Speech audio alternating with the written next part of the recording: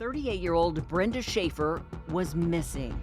Although many leads were covered, anything that came up, it was followed, it was tracked down, usually to a dead end. Trapped in a love affair that was spinning out of control, she had decided to cut things off with her boyfriend.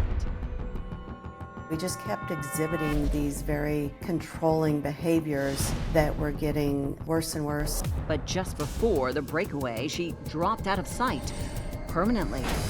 Ultimately, offenders like this, they prey on people, though. They do strike when you don't expect them to.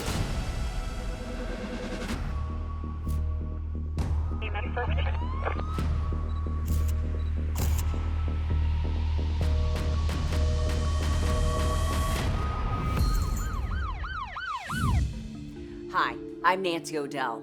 Today's Crime Expose takes us to Louisville, Kentucky, a busy metropolis famous for popular pursuits like baseball and the Kentucky Derby. Louisville also suffers from the criminal activity that impacts most major cities. In this case, obsession took control and ended in a barbaric murder. It would take a grand jury, a trial for murder, and 2 trials for perjury to deliver some justice to the victim and her grieving family. Early on a Sunday morning, police came upon an abandoned Buick sedan. The car was registered to local resident Brenda Shafer. The vehicle was located on the side of the road, not far from her home on Interstate 64. During the previous afternoon, Brenda had met with her boyfriend to return some jewelry he had given her, including an engagement ring. The relationship was over, but he convinced her to join him for an early dinner. He had asked Brenda to drive that day because he was having problems with his Corvette. There was something wrong with one of the tires, and so asked Brenda to drive on their date. After dinner, Brenda planned to drop off her boyfriend before heading home, where she was taking care of her ailing mother. But instead, Brenda apparently drove out of town and was never heard from again. And it wasn't like her. She always would call. She would always come home on time. Her mother realized about 3:30 in the morning that she had not come home. So what happened to this bright and energetic medical assistant? She was a very likable person, beautiful woman, lacked self-confidence, but just loved by everyone who knew her. She worked hard. She was very dedicated to her family. She had a really nice family. She had a great job. So many of the aspects of her life were fulfilled, but she was missing love, and she was getting to be around her mid-30s. And I think she was just looking for that missing piece. Was the right man right there in Louisville? A friend introduced her to Mel Ignato, who was about 15 years her senior. He seemed confident, knew what he wanted. He had that sort of charisma, and Brenda probably was a little bit shyer and quieter.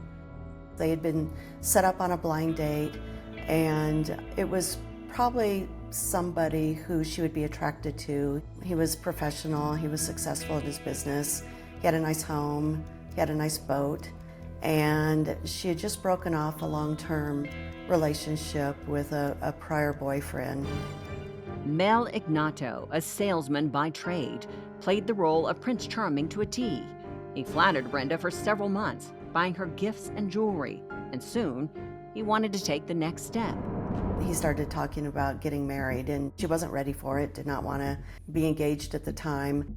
But Mel hinted and pushed and nudged until one Valentine's Day, he proposed, and Brenda said yes. They became engaged, but she sometimes wouldn't wear a ring in public. She didn't talk to a lot of people about it. The romance had disintegrated over the 2 years Mel and Brenda had been together, and the engagement ring became a tool of control rather than a token of commitment. Just became more and more controlling, not letting her see her friends, not letting her go out with anybody without him knowing where she was. She had to call and check in with him at the end of each day.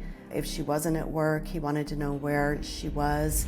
At first, there's kind of like that false charm, and that can only last so long before Mel's true colors came out. And in fairness, when his true colors came out eventually, Brenda did begin to plot to leave the relationship.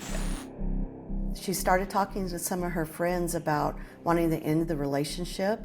She had started seeing her former boyfriend again and was talking to him about leaving Mel Ignato.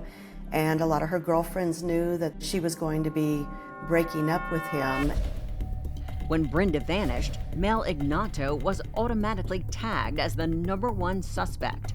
But Mel stayed out of reach. Evidence was lacking, and investigators struggled to build a case against him. Things were kind of at a dead end right there as far as being able to obtain evidence to really indict or arrest him on anything. But soon, an unexpected witness would expose the truth about Mel Ignato and what happened to Brenda Shafer on the night she disappeared. Was Mel Ignato involved in the disappearance of Brenda Shafer? Maybe, although there was nothing to charge him with, there was also nothing to absolve him, at least not yet. As investigators gathered more information, a sharper profile of Mel Ignato began to take shape. He liked to make up stories about himself. He embellished about who he was. So he had this need to be admired, a need to be adored.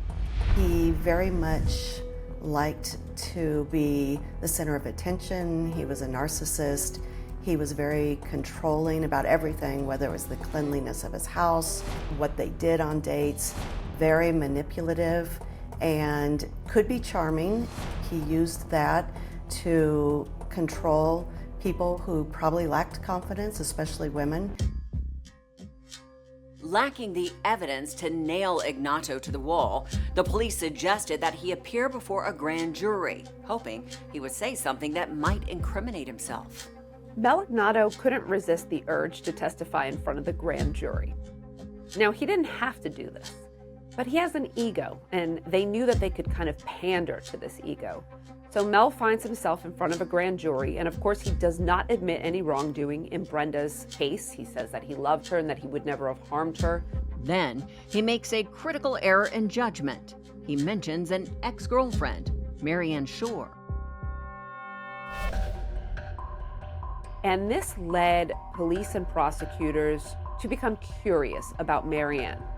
She met Mel while they were working at the company where he was employed as a salesman. She took care of his children. She was a nanny for him and knew his family well. Marianne Shore and Mel Ignato grew close and then dated on and off for a decade. Mel probably was kind to her in ways that were conducive to his needs and maybe something that she hadn't experienced before. Despite their longevity as a couple, their love affair eventually imploded. Later on, as he started dating Brenda, he became less interested in Marianne, and she became jealous and obsessive. FBI Special Agent Deirdre Fike was newly assigned to the Violent Crime Squad in the Louisville field office. You were fairly new to the Bureau. How did you wind up working this particular case? They felt it would probably be good to bring me in as a fresh face and knew that it would help to have a female on the investigation. Even after they broke up, Marianne Shore remained loyal to Mel Ignato, but she also knew his secrets. And now that Mel had mistakenly name-dropped her to the grand jury, she took a hard look at her current situation. I believe that she knew her life was in danger. She knew what had happened, and she was the only one that had information that could make the case. On one side, Mel Ignato, her shady ex-boyfriend. On the other, law enforcement officers urging her to reveal what she knew. She had been told that her life was probably in danger and that she needed to come forward. Finally, after almost a year and a half after Brenda Shafer went missing, the phone rang at the FBI. Marianne Shore wanted to cut a deal. I sat with Marianne and I just reassured her and just wanted to make sure that she was going to proceed with being able to tell us what everybody needed to know to charge Mel Ignato with the case. And lo and behold, at some point, Marianne Shore confesses that she and Mel murdered Brenda Shafer. He couldn't handle the fact that Brenda was looking at ending their relationship. He convinced Marianne to be complicit in the murder of Brenda Shafer, and not only wanted her to be out of the picture, but also wanted Brenda to suffer and be tortured. So you needed some kind of admission from Mel that he plotted to kill Brenda Shafer. So Marianne was rigged for sound, correct? I assisted in getting her wired with a microphone device, and she was instructed with some information about what needed to be said to arrest him on the charges, and the conversation didn't go quite as expected. So the wire didn't capture the conversation you needed. Meanwhile, what was going on with Mel? Agents that were assigned to watch Mel Ignato at his house started to see him packing a suitcase, and because there was reasonable belief that he had the means to flee the country, a decision was made at that time to go ahead and arrest Mel Ignato. Investigators had to proceed delicately. One miscalculation and a killer could slip right through their fingers, along with any real justice for Brenda Shafer. Over his 2-year relationship with Brenda Shafer, salesman Mel Ignato pushed their love affair far beyond the bounds of sanity. As the investigation went on and we worked with the behavioral science unit, they were able to determine that he exhibited most of the traits of a sexual sadist. And unfortunately, that means that someone like Mel Ignato derives sexual pleasure from really harming someone else, from inflicting pain upon them. That's really one of the scariest types of offenders we can look at in society. Marianne Shore had dropped the hammer on Mel Ignato, telling investigators that she had assisted him in executing Brenda Shafer and burying the body in Shore's backyard. Even with evidence pointing directly at him, Mel Ignato stared down his accusers. He was in denial the whole time. He never admitted to anything, and his reaction to the disappearance of his fiancée was something that would not be a normal response. The murder trial went off the rails when Marianne Shore, the key witness for the prosecution, delivered testimony so cold and nonchalant that people wondered if she had killed Brenda Shafer. In the end, Mel Ignato was acquitted. So Mel Ignato was a free man.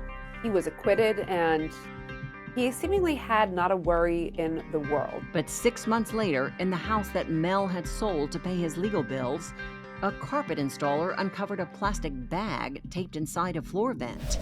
There was jewelry and there were pictures, rolls of film that were undeveloped. In fact, it corroborated everything Marianne Shore had said, because these were pictures of Brenda Shafer being raped and murdered. On the night that Mel Ignato tortured Brenda Shafer to death, he directed Marianne to snap photos of each move in his twisted game. Those pictures unmasked him completely as Brenda's killer. Mel Ignato decided that he wanted Brenda to come to Marianne's house for what he described as a sex therapy class. And Mel was obsessed with sex, and he had decided that he really wanted to punish Brenda before killing her. So he and Marianne came up with a plan that they would come to her house where he would torture her before killing her. So what kind of items did he choose for the so-called therapy class? He had a murder kit which consisted of rope and chloroform and shovels, and he and Marianne, and weeks before, went and dug a gravesite in the back of her home. On the night of the murder, after a meal at a nearby restaurant, Mel convinced Brenda to drop in on his friend Marianne Shore, and he put his sadistic plan into motion. They spent 4 hours torturing Brenda prior to killing her. She was tied to a glass coffee table that was in Marianne's house. She was repeatedly sexually assaulted and physically assaulted. Satisfied that he had taught Brenda her lesson, Mel used chloroform to suffocate her to death. After she was murdered, they participated in preparing Brenda's body for the burial by folding up her body into a small package and then putting her into a trash bag, which would be buried along with her clothing that she had been wearing in a separate bag. Marianne helped him transport her to the gravesite where she was buried, back in the woods behind Marianne's house. Mel Ignato's guilt was no longer in question, but there was one problem. He had already been acquitted of murdering Brenda Shafer. Double jeopardy means in our legal system that you cannot be tried for the same crime twice if you've been acquitted. So in this case, there was no way to try Mel again. Instead, prosecutors took a fresh approach. They stitched together 2 trials for perjury that sentenced Mel Ignato to jail for a total of 17 years. After he served his time, he was released and was drinking and fell into a glass coffee table, which is how he died. And it did seem to be poetic justice that he had tortured Brenda Shafer on a glass coffee table prior to her death. Why didn't Mel Ignato let Brenda Shafer go when she wanted to leave him? Police say because in his mind, he simply could not allow her to. It was his way of getting back at Brenda. He wasn't going to allow her to leave him, humiliate him, and didn't want anybody else having her either. What distinguishes this case is the type of sadism that Mel showed. This was about hurting someone and the gratification that he felt about it. He didn't feel any sympathy. He didn't feel any empathy. He simply derived pleasure from it. And I think that's what really stands out about this case and what distinguishes it from other cases involving murder by the hand of a domestic partner. It is a sad truth that behind the veneer of the so-called perfect man might be someone like Mel Ignato, cruel, abusive, and possibly a killer. When Brenda Shafer agreed to date him, she didn't realize she was making a deal with the devil. And now it's time for today's Safety Spotlight. Sadly, leaving an abusive partner can be difficult, even deadly, but help is available. Reach out to a trusted friend, family member, or local domestic violence organization for support and housing resources. Avoid communicating or meeting with an abusive ex if possible. If you must meet with them to exchange items or for custody purposes, consider doing so in a public location like a police station or fire department. And for more safety information and resources, contact the National Domestic Violence Hotline at 1-800-799-SAFE. I'm Nancy O'Dell. For all of us here at Crime Exposé, please join us next time and stay safe.